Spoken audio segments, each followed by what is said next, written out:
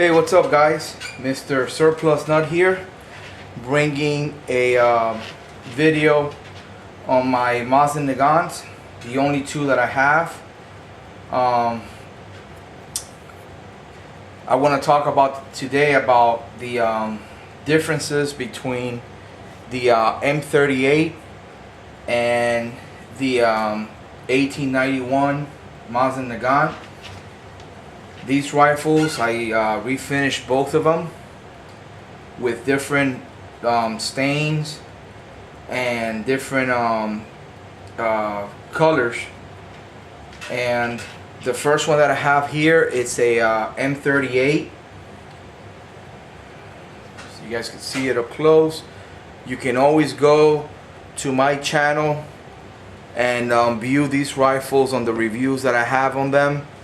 And in detail, but I wanted to make a video where we can a little bit, see a little bit on the differences of both rifles. This is an M-38 with the laminated stock, and it's got the bent bolt. I went ahead and bent the bolt because I was thinking of mounting a one of those drill and tap scope mounts, and then I decided not to do it. So basically I didn't want to tap into the receiver, so I ended up with a bent bolt. Mill Surplus is a website where you can order these bolts. But remember, they're from another rifle, so if you were to if you lose your bolt or something happens to it that you need a replacement, you can get another Mosin Nagant bolt. You just got to check your headspace, make sure everything's fine with that. I was gonna do that, get like another bolt for it, but I figured I would probably have to make the serial numbers match from the original bolt. On the replacement bolt, I would have to grind out those numbers, restamp them, and then repolish the whole bolt. So I figured I'll just leave it like this. It doesn't look that bad. I don't know what you guys think. If you think I should just go ahead and get the original bolt, the straight original bolt, just to make it original. But anyways, this one has, like I said, the bent bolt. And I went ahead and finished the stock. It's got a laminated stock. Both of these have laminated stocks. I like the laminated stock better on these Mosin Nagants. This rifle, all the serial numbers match on it. It's an M-38 matching serial numbers, and the year of manufacture was 1943. So this rifle was produced right in the middle of the war, when Germany invaded the Soviet Union. I can't confirm whether this rifle was actually in battle or not. I'm not sure. I know the serial number on it is 1943. It's got the round receiver, the metal finish on the receiver. It's very crude. So that's one of the things that it's going around, that if you find information on them, you'll know that that was part of the reason why they got finished like that, because they wanted to send them out to the war. So I know on this one here, on my 91, the one on top, it's got a hex receiver. The finishing on it, it's way nicer. So for a fact, I know that was a pre-war rifles, because right in the middle of the war, they didn't, they wouldn't take their time on doing their receivers, like the hex type, and the tolerance was, and the finished product was a lot better on any Mosin Nagant that's pre-war. So I know the hex receivers are pre-war rifles. But again, both of these are Russian arsenal refurbished. Okay, And the way you can tell that is basically, let me see on this one here. Well, you know what? I know for a fact that when you have, like, there's a little square, which this one has it right here, like right there. That little square, I don't know if you guys can see it. There's a little square there with a line across.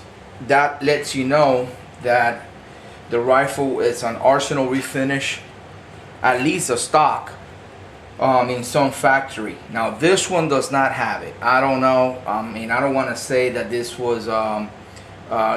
They both have also the repairs that are very common on the stock, which is at the very bottom. Okay, the stock has been repaired.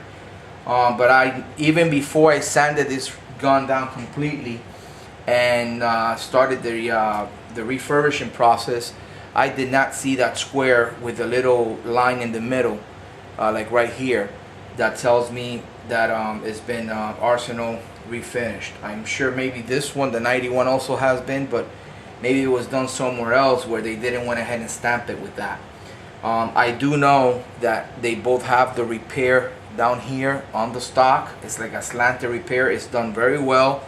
I mean, the butt end stock where the repair is done, it's not uneven, or they did a pretty decent job for the times.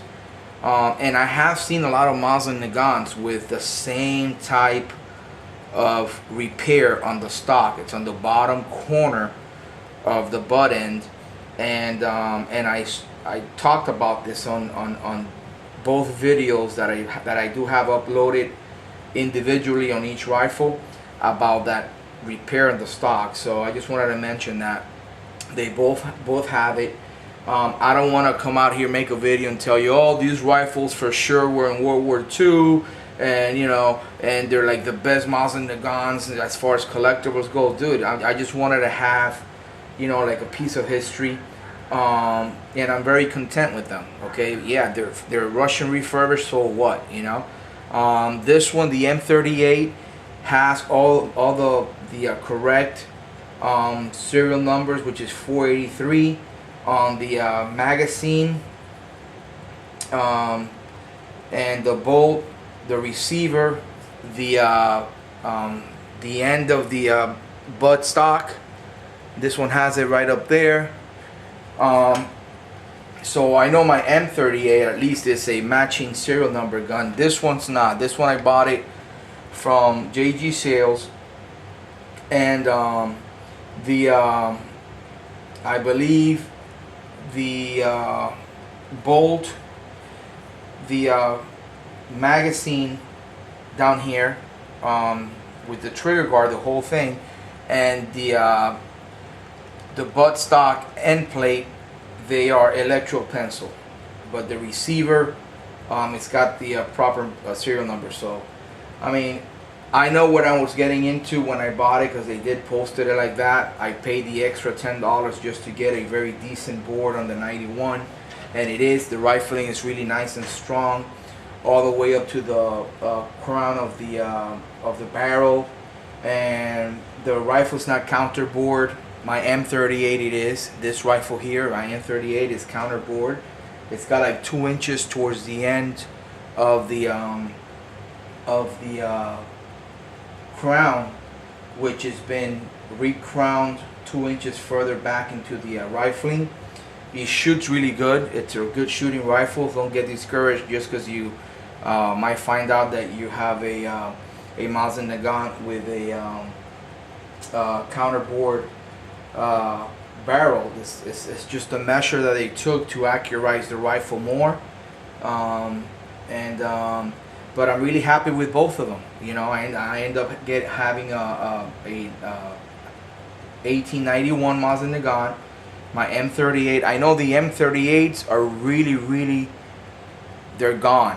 I mean, you can maybe at a gun show, someone that gun broker, you might see one, but I know they want a lot of money for these. When I bought this rifle, this M38, guys, I paid, I think it was like $80 around there, maybe $80, $89, $90, somewhere around there. It wasn't more than $100.